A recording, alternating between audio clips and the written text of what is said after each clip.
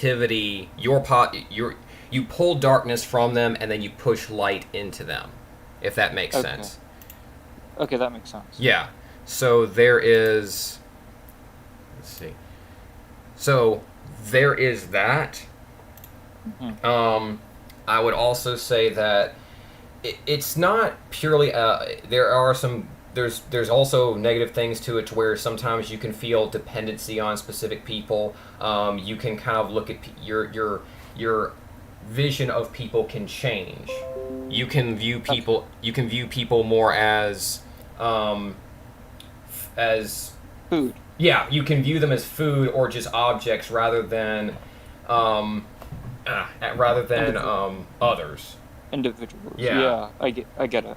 So I mean but that's kind of just like my experience with it. It's really easy, but you have to make a mental shift into how you view the person.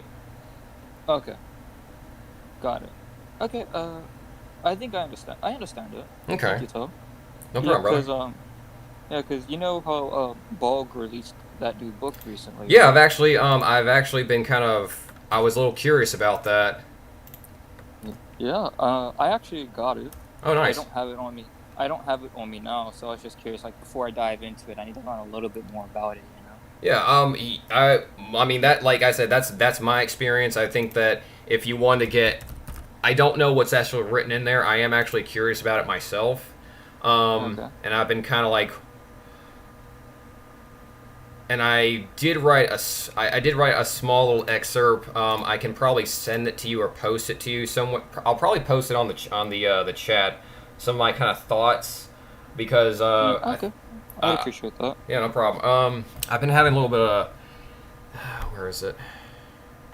I posted this in a D&D game, but ironically, under my notes, and I was just really kind of where is it?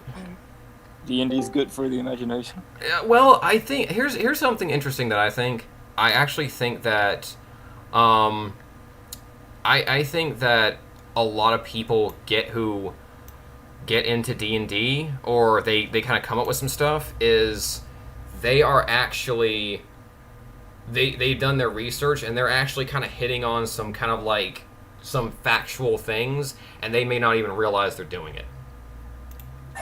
Okay. I didn't expect that. Actually, who's a good example? Who's that one dude who wrote he wrote Cyberpunk 2020, and then Oh, somebody yeah. posted like all the stuff that's happening in 2020 is exactly what he wrote, and this guy wrote, I think, in the 90s or something.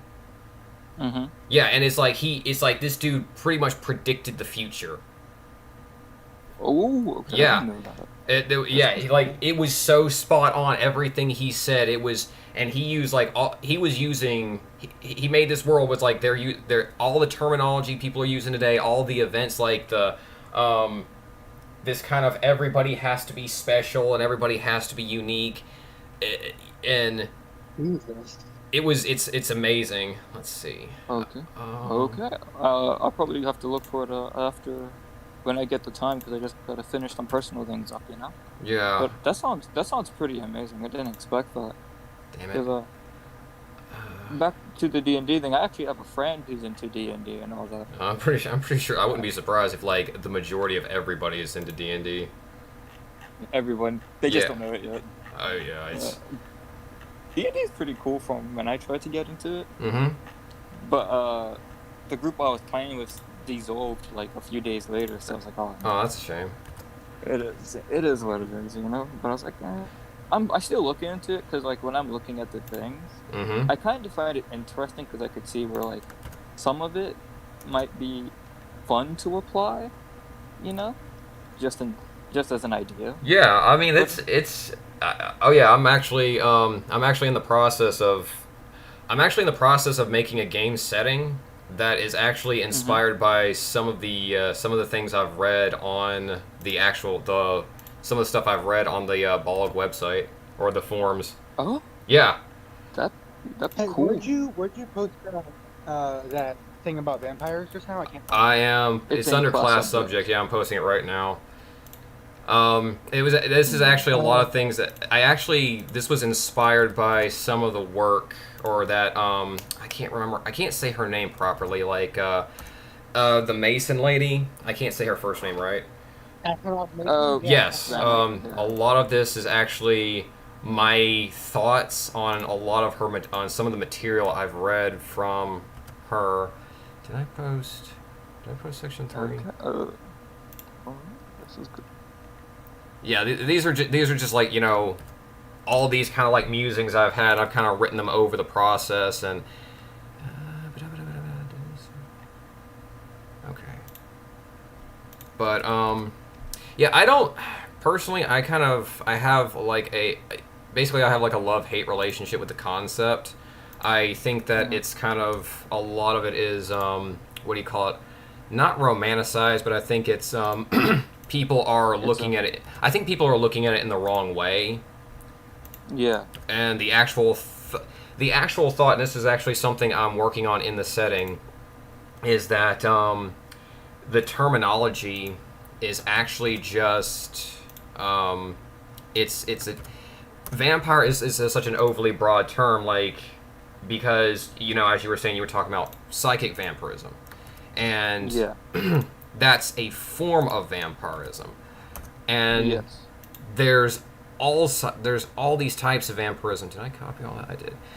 There's all these types of vampirism, but I think what it really is that it's a state, if you will, kind of like where it's kind of like in short, the vampire is a creature who has evolved to the point where they need very little in order to survive, and the basically input output is they need very little sustenance to do very like almost superhuman activities. Thanks. Yeah. Yeah. And it's a lot of their powers are not very far off from powers that you see people having. So like mind control, shape shifting, healing, super strength, super speed. These are not, you know, those are not powers exclusive to vampires. No, those are things that other people could have. Yeah. But like they just get it from taking the energy of other things. Mm-hmm. Let's see. Okay. Alright. Let's see what's I have a this question. Sure. Yeah. When you say super speed and stuff like that, I assume you're speaking in a general metaphysical sense.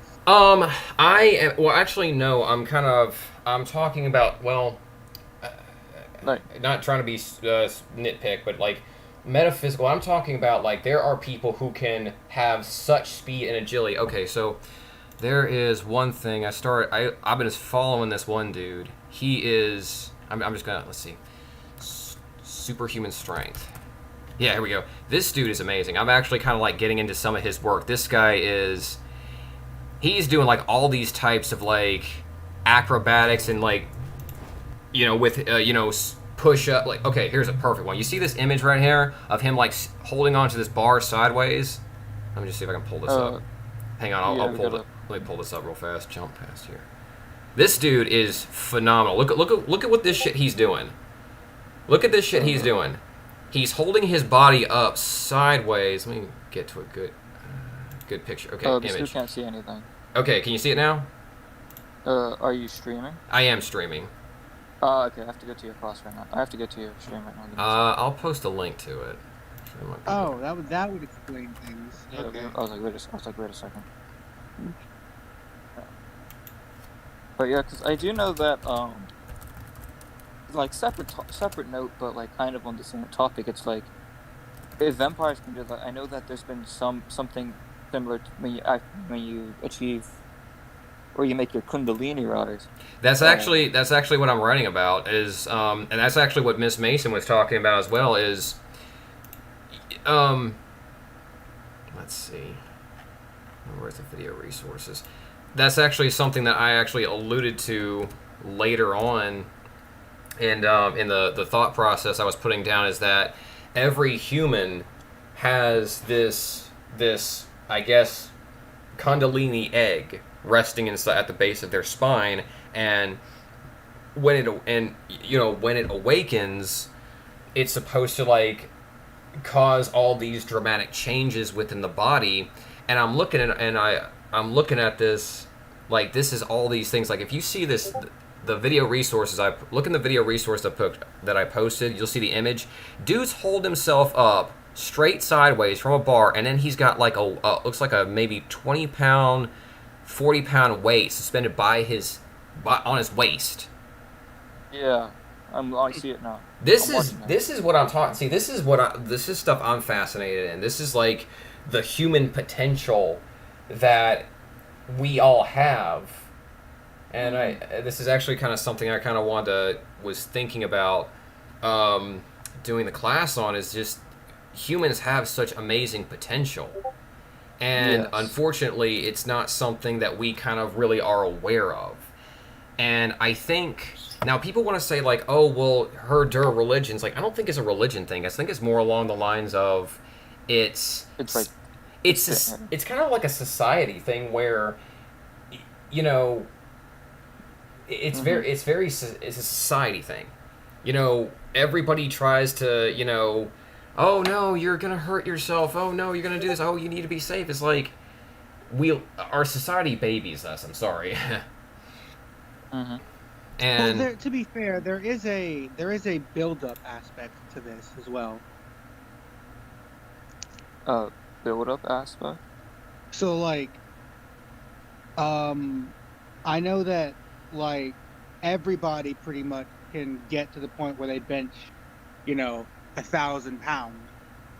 But yeah, anybody who, sorry, I'm not disagreeing with Tal. I always like to, whenever I see an issue in society, I like to find the good in it before I go with the bad. oh yeah. And for me, what I take from that is that, you know, if you want to go into like benching 1,000 pounds, don't let anybody tell you you can't do it. But at the same time, don't just walk into a random gym and try to bench 1,000 pounds. Oh yeah. Build up. But there's really no limit to how much you can bench. The only limit is in how fast you can get there. Is my opinion. Yeah, there's that's what I mean to say. Now there needs to be like a common sense method to how you apply everything. And yeah, because if you try to bench like 1,000 pounds and you haven't been to the gym at all, there's a good chance you're gonna hurt yourself. And it's like that's, you know, but I think in a lot of ways, like there are ways to. There's one guy actually posted. This dude's so good.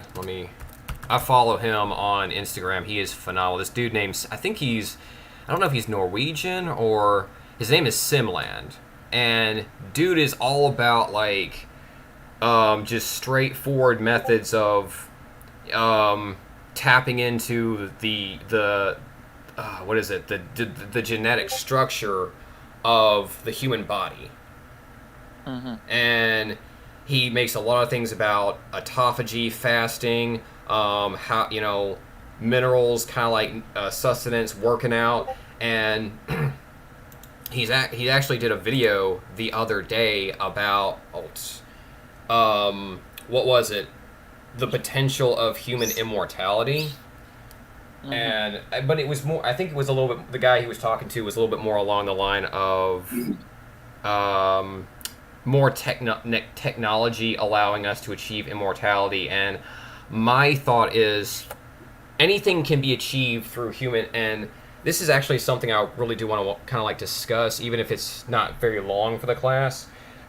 Anything, we have all the potential within ourselves. I have always made this argument, and I did kind of want to do like a slight rebuttal video to one that E.A. Koetting did, and nothing bad against him. It was just he was saying something that I was like, yeah, I've kind of came to that conclusion a while ago. Trying to find, but basically he was talking about power, and. Okay.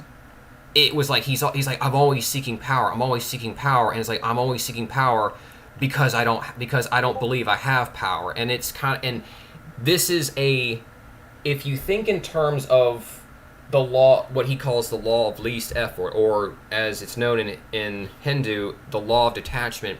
If you approach anything from a lack of I want this, it's usually from I want it because I don't have it.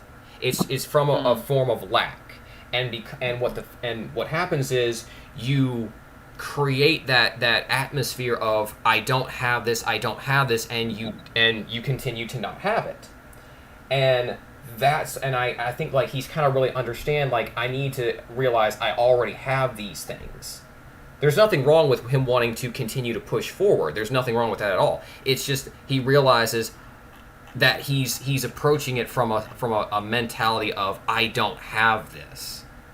I don't have power. And like when I was younger, I hated being weak because it was basically anybody could just beat the shit out of me anytime they wanted to. So I was obsessed with strength. I was obsessed with like martial arts, and I studied Bruce Lee and all that sort of stuff because I didn't want to be weak.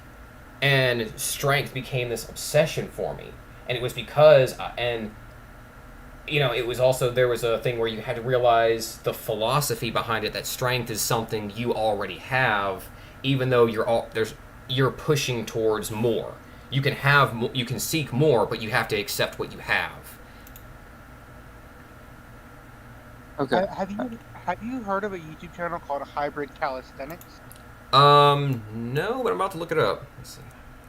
He's Christian, but that doesn't really matter because I found that he takes a very occult sort of approach to health. Mm-hmm. In that he his basic health motto is that you shouldn't be getting fit to be able to do. You should not have a necessarily a fitness goal in mind. Mm-hmm.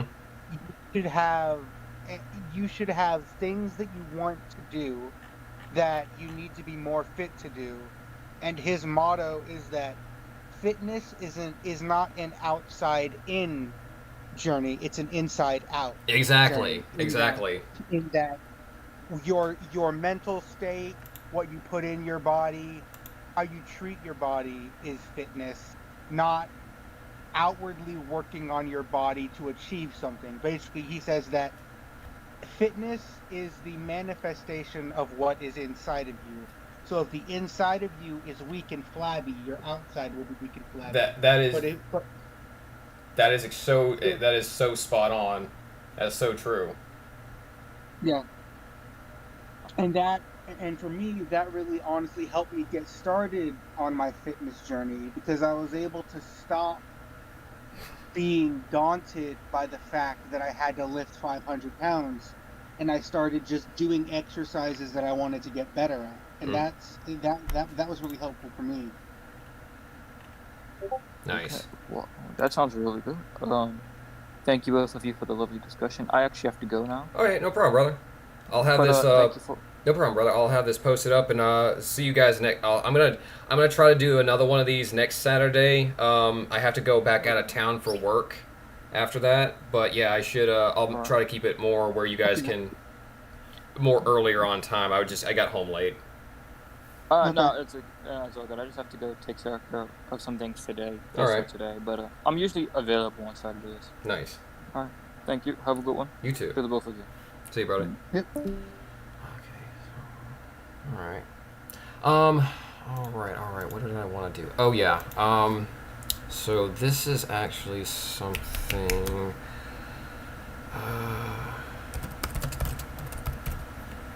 I'm gonna go ahead and pull this up. Where is?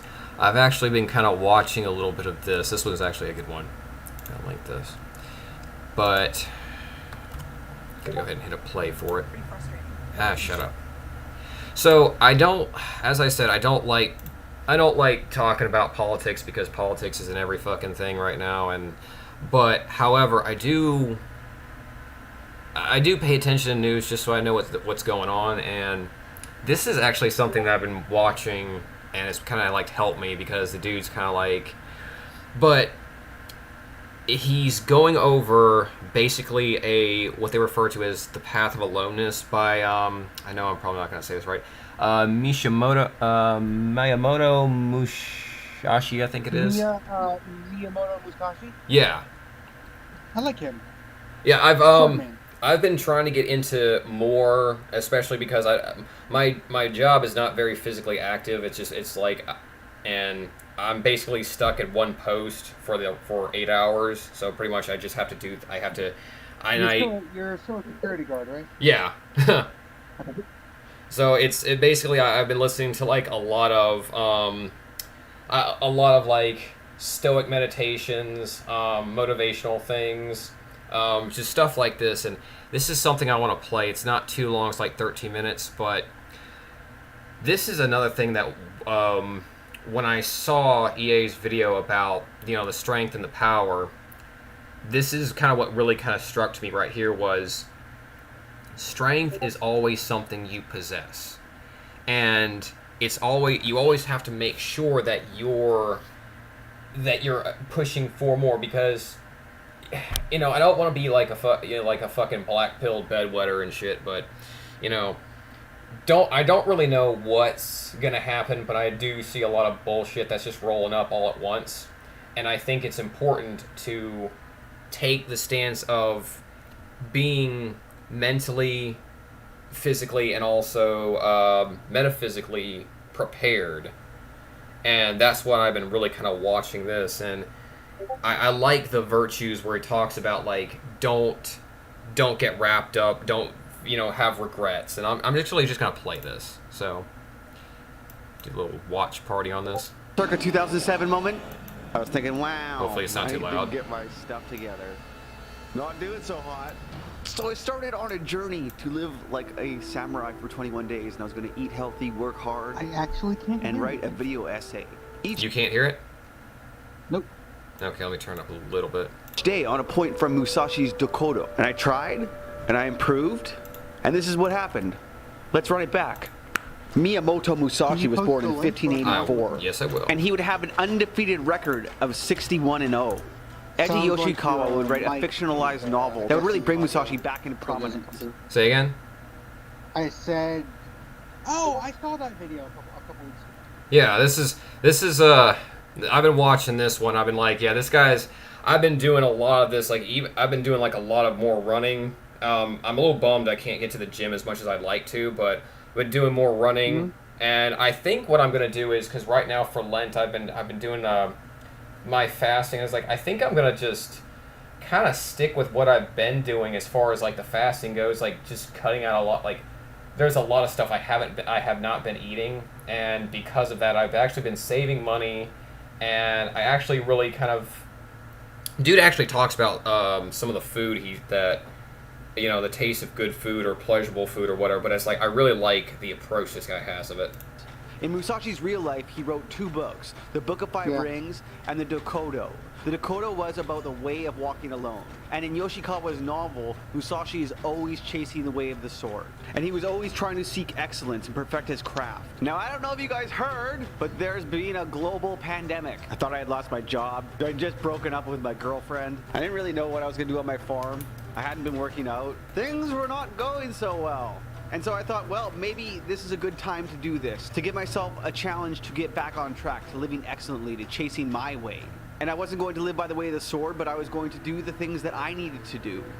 And so the challenge I set out for myself was to seek excellence for 21 days while I explored the 21 life lessons that Musashi left for us in the Dokodo. Accept everything just the way it is. I was stuck in the ordinary world chasing ordinary things. I was not getting after it. And I don't know what kind of rationalization that I was using. But I wasn't seeing reality accurately. I was seeing what I wanted to see, not what was actually unfolding in front of me. If you are going to start chasing excellence, you need to render reality accurately. You need to see things for what they are and not for what you want them to be. This one skill of simply recognizing things for what they are can help you with everything else. Do not seek pleasure for its own sake. When you're stuck in the ordinary world, you tend to chase things that are not important. You think this thing, this object, will bring me pleasure. But trying to chase pleasurable experience like that is a cheap thrill. You're chasing an addict's high. And instead of focusing on things that you think are going to give you pleasure, what you should do instead is start following the way. You need to start following your way. Start chasing excellence, whatever that looks like to you. And along your path to meaning and fulfillment, there will be pleasurable experiences. But you do not need to overtly chase it. Bloody. What? Ads. Oh.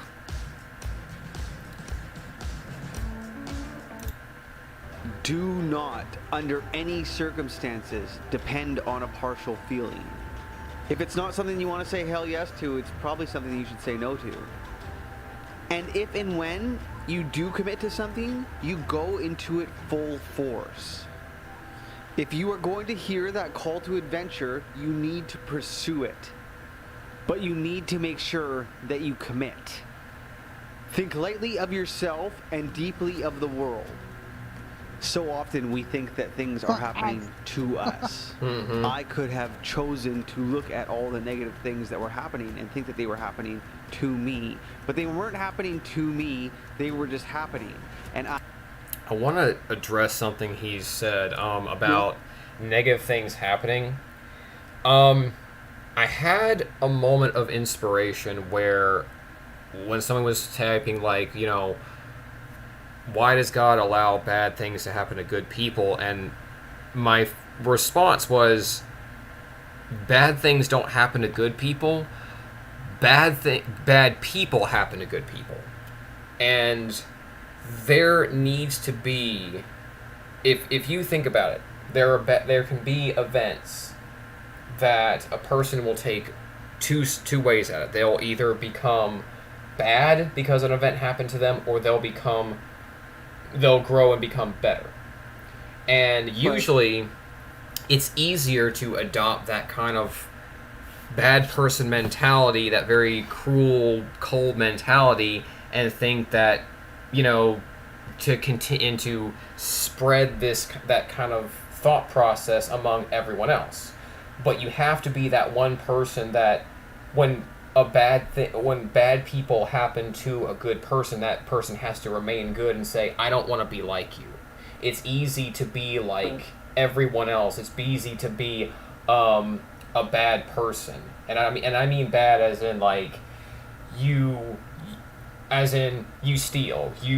Well, everybody steals, so I'm going to steal. Everybody lies, so I'm going to lie. Everybody does this bad thing, so I'm going to do it too. If you become need to be the person who goes, bad things happen, but I don't want to bring more misery into this world. And I think that's I think that's a big part of it is we have to, you know, if we have to understand that there are bad things that will happen, and to us and to other people, and we need to take that and understand, like, to say we need to make the world, we need to work on doing better and being better in the world, and then we can slow that growth, that if not even eliminate it. I happen to just be a part of this present world. I think that I'm slowly disagreeing with Musashi is he's very much right-hand path, I think. And there are things like don't let yourself be guided by the feeling of lust or love. You know, and all things have no preferences. I think that in that sense, I would change that to do not be ruled. Do not let your preferences or your lust or love rule you.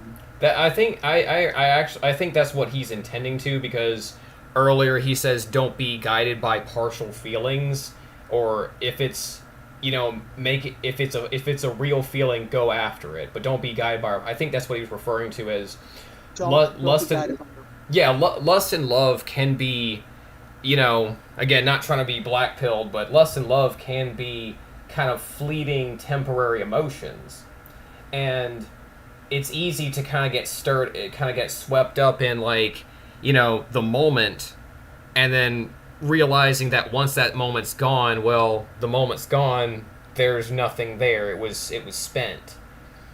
And I think that's what he's referring to is don't get caught up in a, you know, snap decision, like instantaneous feeling of, you know, an instantaneous feeling. I think it's the same thing with, you know, anger and other emotions. Don't just have an emotion and say, okay, I think it's don't be reactionary is what it is. Right. That's a little more of that.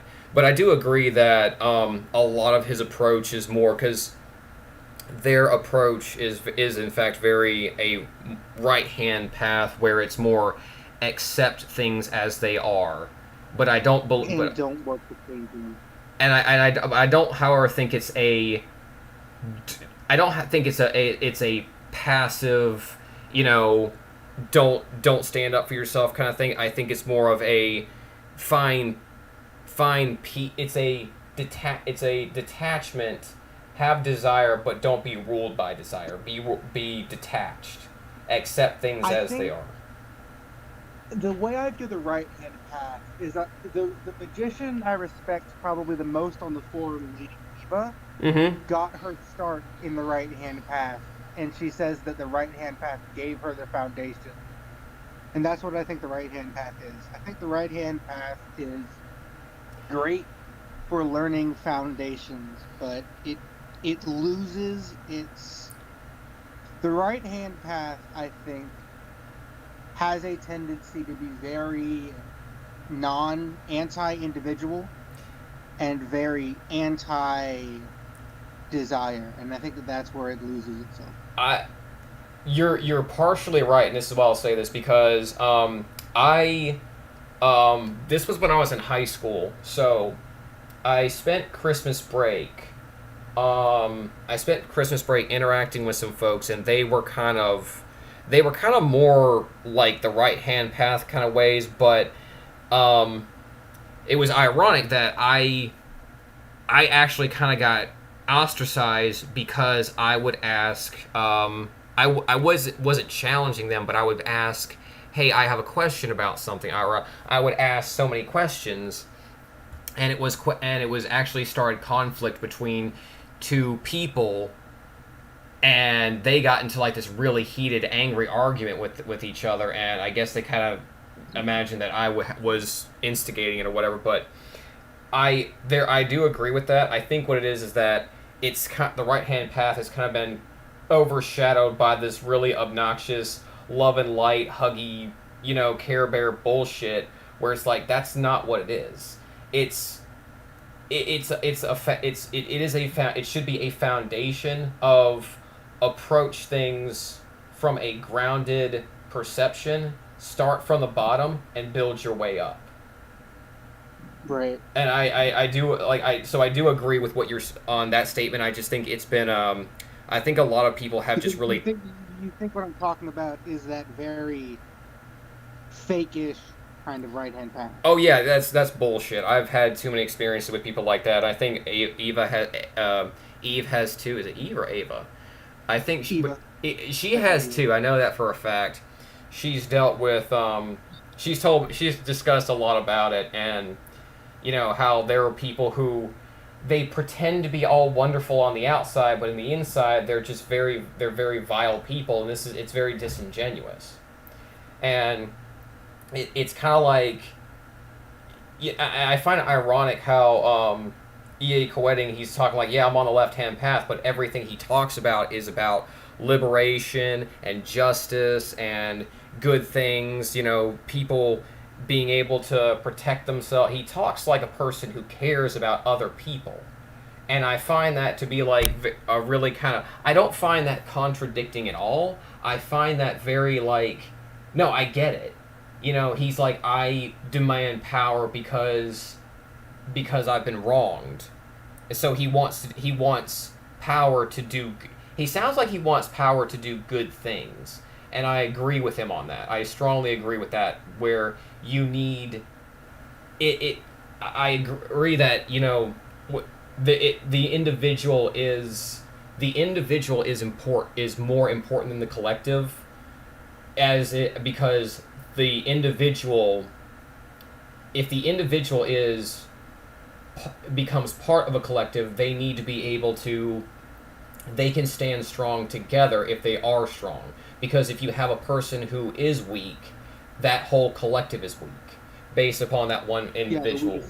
Yeah, exactly, the weakest link. So I find it, that is something I definitely agree with. Is there's a lot of fake ass people in the right-handed path, and it seems there's more, ironically, more genuine people in the left-handed path.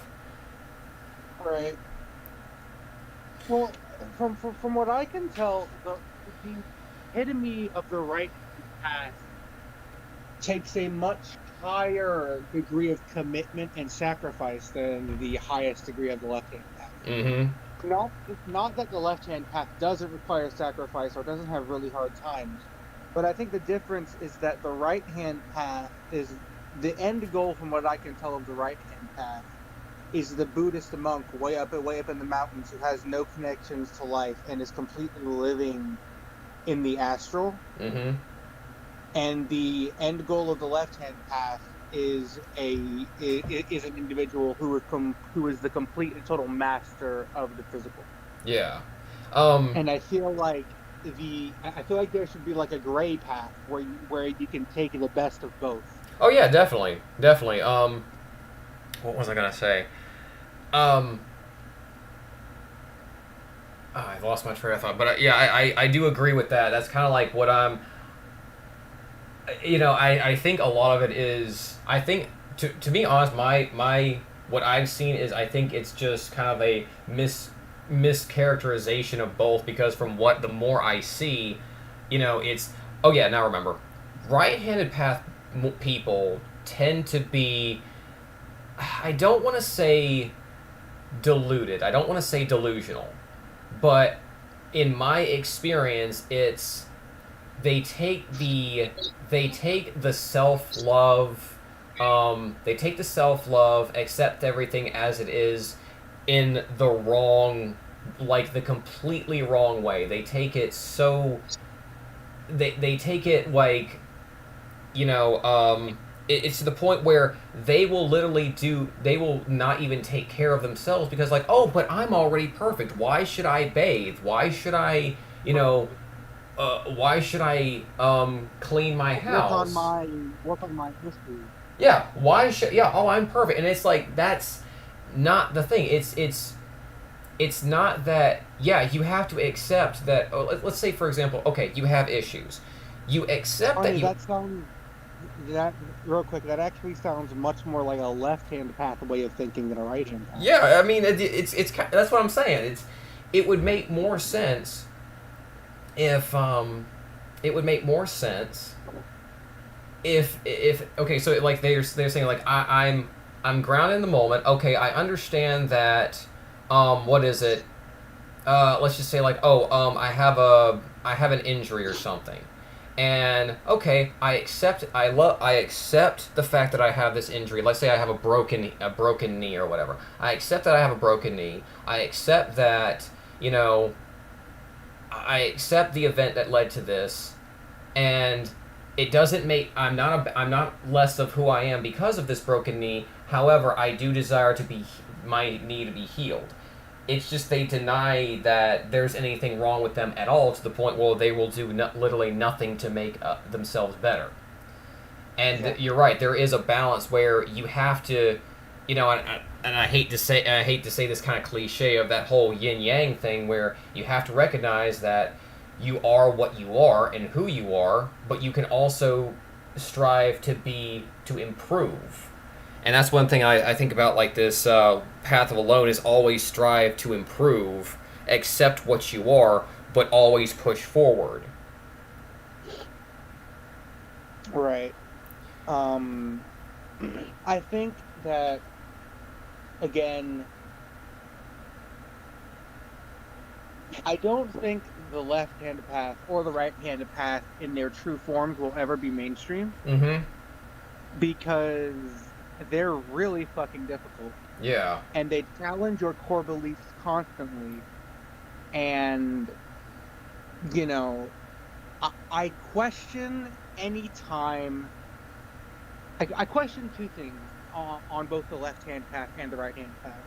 I question whenever either of those becomes mainstream, because I question the amount after a certain amount of people agreeing and doing it.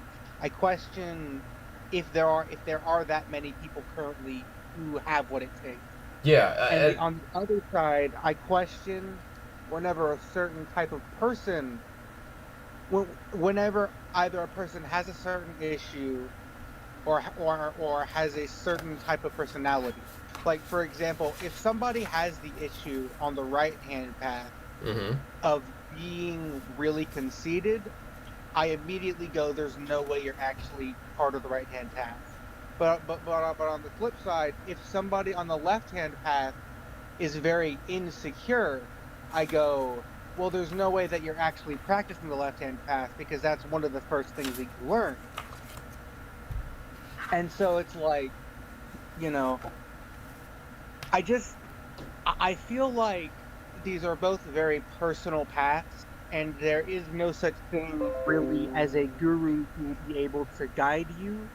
I think that there will only be people who you can take things from, if that makes any sense. No, that's actually right because Robert Bruce, the guy that I learned from, he's always about the path of the master, which is about walking, about I'm doing finding his. your. I'm doing his. I'm actually struggling with his new ways. It's new energy ways. Yeah, I'm stuck on mobile body. Well, I can do mobile body awareness, but I'm really struggling with being proficient enough in it to get that buzzing feeling with the energy centers. Oh, that's actually so. Here's an interesting thing about it is that the least amount of sensation you feel doesn't really mean that nothing's happening. As strange as that Oh, sounds, because he actually goes through that. It says that over time you will start to notice less and less sensation. This is because you're clearing. You're clearing the paths. The paths are clear to where it's like there's very little obstruction. so if one hand felt it very much and the Hmm. other hand didn't feel it at all, that doesn't mean that I just started doing it wrong. Yeah, if in fact, if like say, okay, let's say your left hand, for example, is the one that's feeling it more, and your right hand's the Hmm. one that's feeling it not as much. The left hand is the one with that needs the most More. exercise. Yeah, that's the one Okay. or it's doing more of the changing and the recovering, whereas the right hand is already conditioned to it. I mean, it's like perfect example. Okay, so let's just say you start doing push-ups, right? You do Right. 10 push-ups at first, and like, oh man, you're really sore after that. And then, amount of time goes by. You can do 10 push-ups, you don't feel anything. And then you do more push-ups, like say 30, and then you say, okay, well I can feel that now. And a certain amount of time goes by, and then you're like, okay, well I'm gonna, 10 push-ups is nothing, 30 push-ups is nothing, and then you get to 50 push-ups. Okay, you start struggling around 50. So it's kind of like Yeah. that. The more it's more, you're more conditioned. Right. Okay. That makes sense. Yeah, I was doing really, really, really well with the book, and then I stopped because I've just been reviewing over and over again. But as long as I can do the mobile body awareness and I do what he says, you think I could just continue? Oh yeah, definitely. Because Okay. the ironic thing about it is you will not, you will barely even notice change. It's kind of weird. Like you'll get used to it, and then you won't even notice the changes until you actually notice them. Like I remember he talks about like a third eye strobe, and I was just kind of like laying down, and I was like, I had several of these one night, and I didn't know what happened. And then I actually was reading about it, and he was talking about like, oh, okay, that's what happened. Cool. And I wasn't even expecting. I was just laying down, just like trying to go to sleep, and all of a sudden, like, it's like, what was that? And it just kept happening. I was like, what the hell's going on? Yeah. All right, I'm gonna hit play on the thing. And to be able to detach from your own ego is a skill. Do you think that I should do his energy? I was told that I should do his energy work book before I get into astral dynamics. Actually, excuse me, energy work.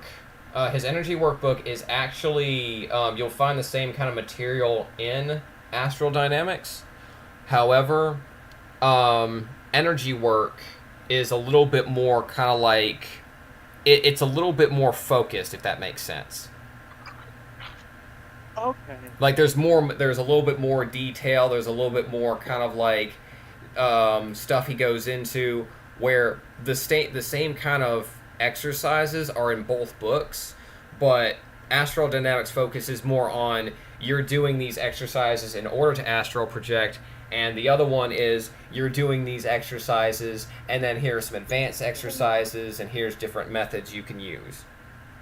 So it sounds like I should actually maybe be reading both. Yeah, that's actually what I've done. I did read energy work before I read astral dynamics, and truthfully I couldn't really read astral dynamics, not because it was badly written, but because I was just like, I'm hyperactive and I can't really sit down and read. I've got to like read a little bit at a time, and it's a big book. So I was actually, astral dynamics? Do you have a PDF for astral dynamics? I should have one posted on the. I'm looking to read. Check out PDF resources. I believe I have one posted. Check all the way at the top. Okay, let me look. Let's see. Chaos, that's something. Sci-tech. New energy waves, pulse, painful. New energy waves, 90 days. There is let's see, 90 Days of Robert Bruce. Now that is who got deleted. That is that should be, I think, the Mastery. Yeah, you've also posted APM, Astral Projection Mastery. Yeah, so there is I Astral. don't see it on here, sorry. I think it's. Let me look at something. I know it's. I'm pretty sure I posted it. Wait, let me see. Masonic, Sci-tech, Robert Bruce, New, Cult Torrent, Baneful Magic, Dantians. I'm gonna look at this one. Sci-tech, Psychonaut, Prayer Meditation, Health Mantra. Yeah, I don't see it. I could have sworn I had that. Let me open this one. I think this is the. Cancel that. I don't need that. I think I've already got that on there. Huh. I think you might be able to look up a PDF online. That's I'll look it up. Nice. Could have sworn I did. Robert Bruce. And it is Astral Dynamics that is Astral. Yes. Right? Yeah, Astral Dynamics. Why is the first one in Spanish? I don't know. Alright. Meeting up. Hit play on this. Learn to think lightly of yourself, but to have a deep reverence for life and for all the complex connections that are going on is a skill you really need to develop. Be detached from desire your whole life long. When you cross the threshold and you're about to take the plunge into the unknown world, you have to be detached from desires. And once you start walking down... Huh? I've got it. Cool. Do me a favor, if you can, post it up on the PDF resources. I don't think we have it up there. I thought I did. It's going to be easier to see what's a distraction and what is not. But most of the time, the things that you are desiring will not give you the satisfaction that you're seeking out of them. Do not regret what you have done. It's easy to want to look back in time and to think, I would have or should have or wish I could have done something differently, made a different choice, went a different way. But The fuck? Give me a second.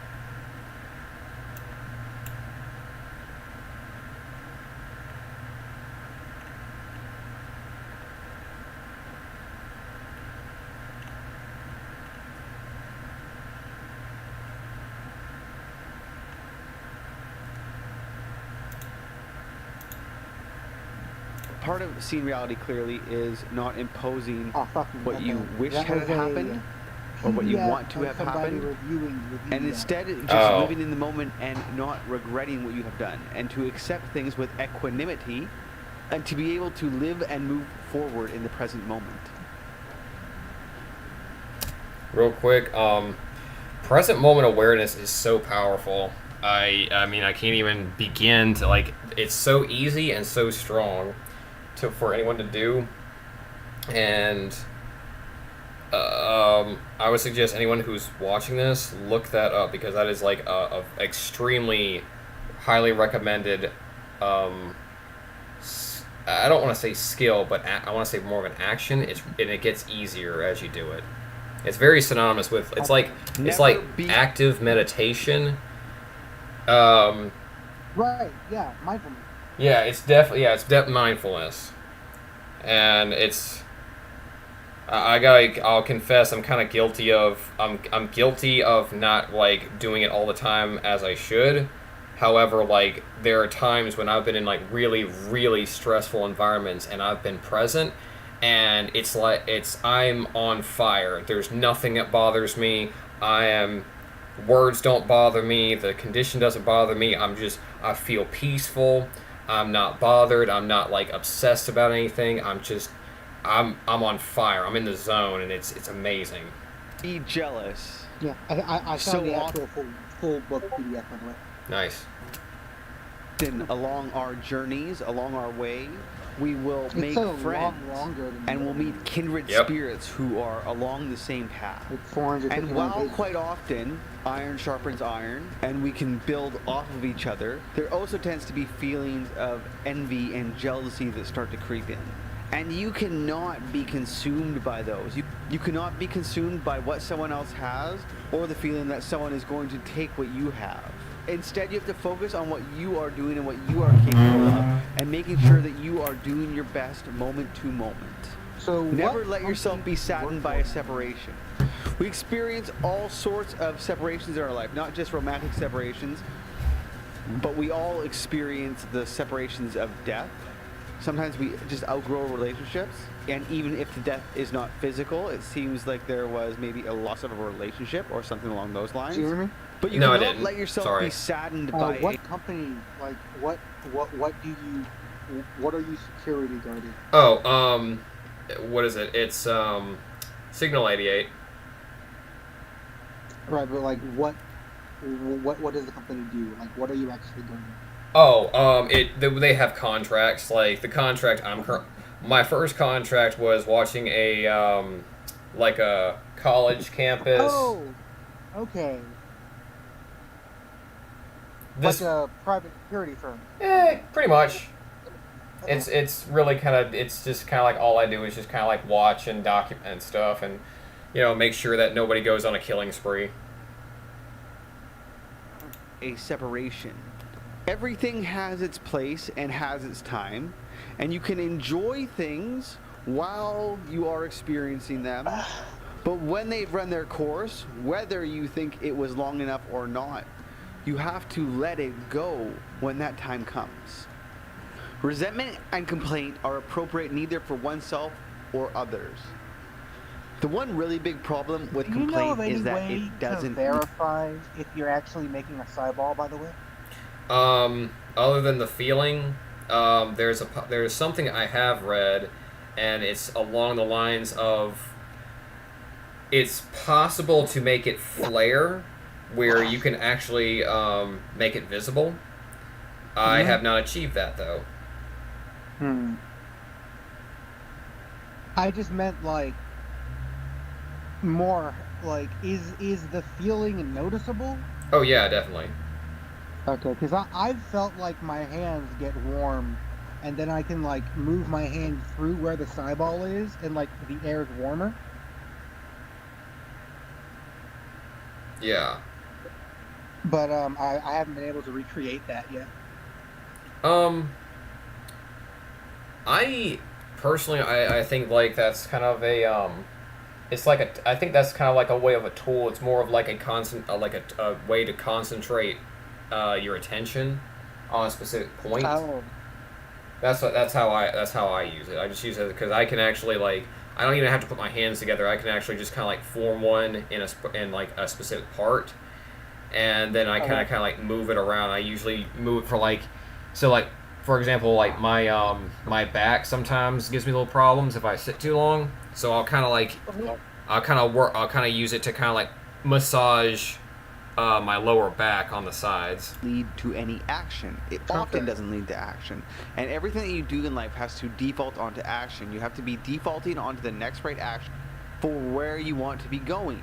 And resentment has some deep ties. And if you let those tendrils get deep down inside you, it's going to be a lot of work to uproot those feelings. And you're better off catching them when they're small and it's less work to deal with.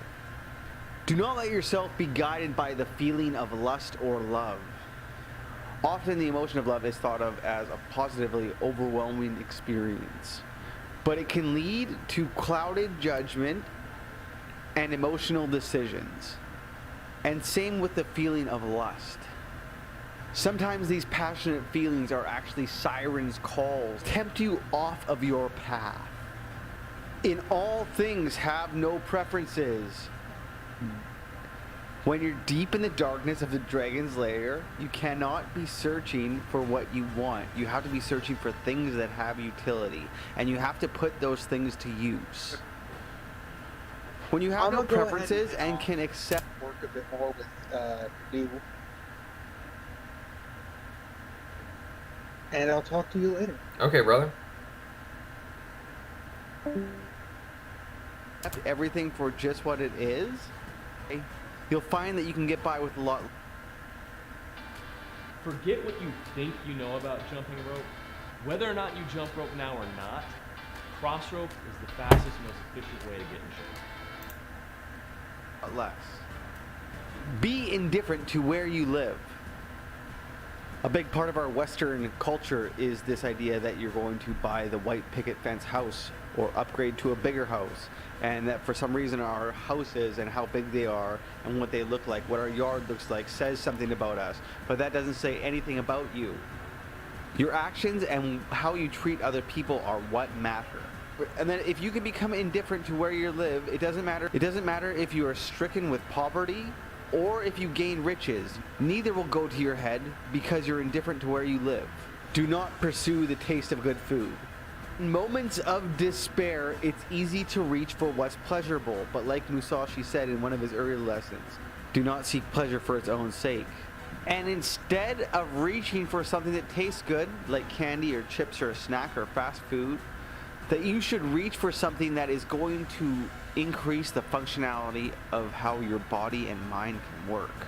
And that it's not bad to taste things that are pleasurable, but you do not need to be in the pursuit with that being the end goal in mind. Do not hold on to possessions you no longer need. This idea has been permeating our culture lately, from Greg McKeown's essentialism to the minimalism trend to Marie Kondo telling everyone to keep items that spark joy. It seems that our consumer-centric world is shifting a little bit back to what is essential. And it's fine to have things that are of utility, but once you are done with them, give them away or cast them aside. Do not act following customary beliefs. This is a bit of a tightrope to be walking, because while you have to have a lot of respect for your culture, because that is all their traditions and everything that has brought you to where you are, at the same time you have to be 100% willing to reject what culture is offering to teach you if you are going to be pursuing excellence. Because if you would like to pursue excellence, you're going to have to go places that other people have not been. And that means that you are going to have to wreck some cultural rules. Do not collect weapons or practice with weapons beyond what is useful. You know, I did this challenge to live like a samurai and I didn't pick up a sword once. What's with that? I used to do martial arts. I love doing martial arts, and right now the striking martial arts, mainly doing the hybrid of kickboxing and a little bit of Muay Thai. practice to hone and I practice to keep sharp. But beyond that, I'm rejecting everything to focus on my work so I can put on the daily grind and actually gain improvement in this area. Do not fear death. The ancient Western philosophers had a term called Memento Mori, and it meant to always think of death, to always have death present in your mind. Remember that you will die. And it wasn't meant as some sort of sadistic, twisted, let's all celebrate that we're going to die type of thing. It was a reminder that everything is ephemeral and that we're only here for a short while and to make use of the time that you have. Do not fear death. Make use of the time that you have here. Do not seek to possess goods or fights for your old age.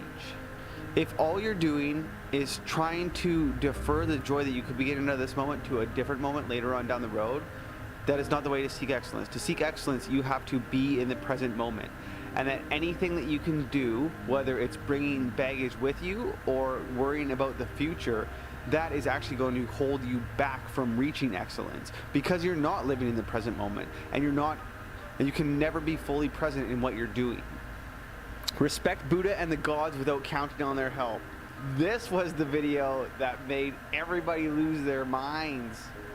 I said don't count on God's help, and some people got a little butthurt by that. I stand by it. I don't think you should be putting any gods to the test in any sense. You should not rely on their help. If they wish to give you their help, you can accept it, but to rely on that instead of relying on your own actions is foolish. You may abandon your body, but you must preserve your honor.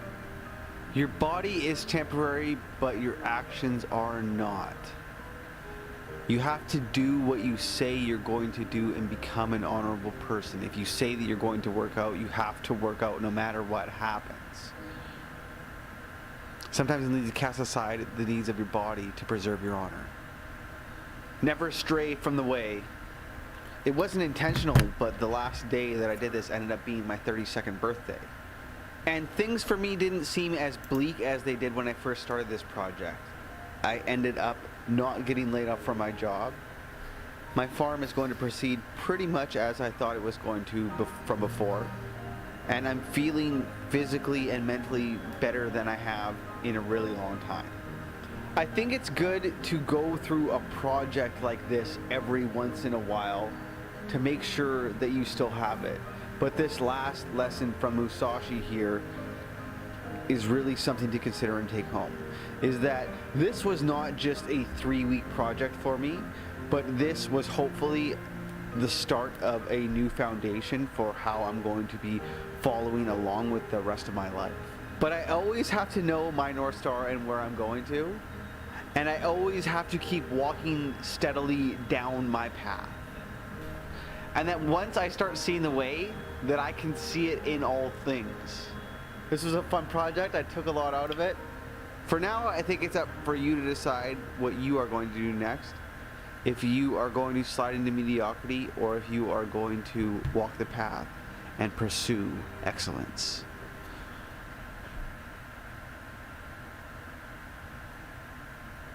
Well, that's pretty much it.